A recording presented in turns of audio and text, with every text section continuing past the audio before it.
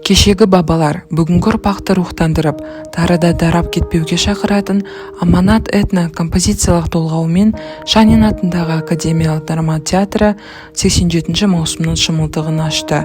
Пандемияның қиындығына қарамастан театр қос бірдей спектакльдің премьерасын ұсынды. Әрине бұрынғыдай зал көрерменге лық толы болған жоқ.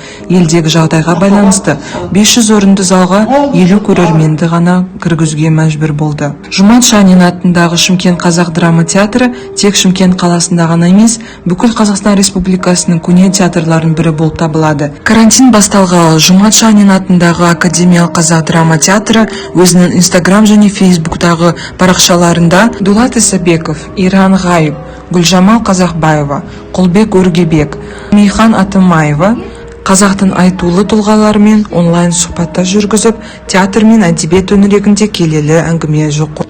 Абай Құнанбаевтың 175 жылдығына орай Жұмат Шанин атындағы театр көрермендерді жел үстінде жарығы атты көрініспен тамсандырды. Карантин уақытынан кейін театрда аңсап келген көрермендер жел үстінде жарығы атты көріністі көре отырып, өздерінің сағыныштарын басты. Жұмат Шанин атындағы Шымкент қазақ драма театры тек Шымкент қаласында ғана емес, бүкіл Қазақстан Республикасының көне театрларының бірі болып табылады.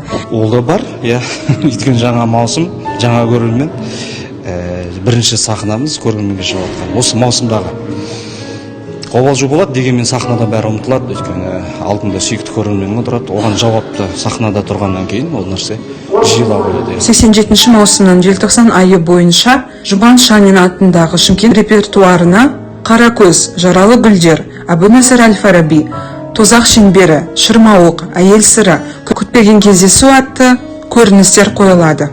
Әрбір актерлардың өз фактурасы дәл келіп тұр, бәрі сөздерді өте тамаша бүгін жетіп жатыр, өзім көріп риза болып отырмын.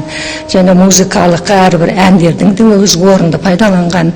Карантиннің қатал талаптарына қарамастан, Жұмат Шанин атындағы драма театры қойылымды биік деңгейде өткізіп, көріністерді өздерінің әлеуметтік желілері арқылы тікелей бейне жазбаларын көрсетіп отырды.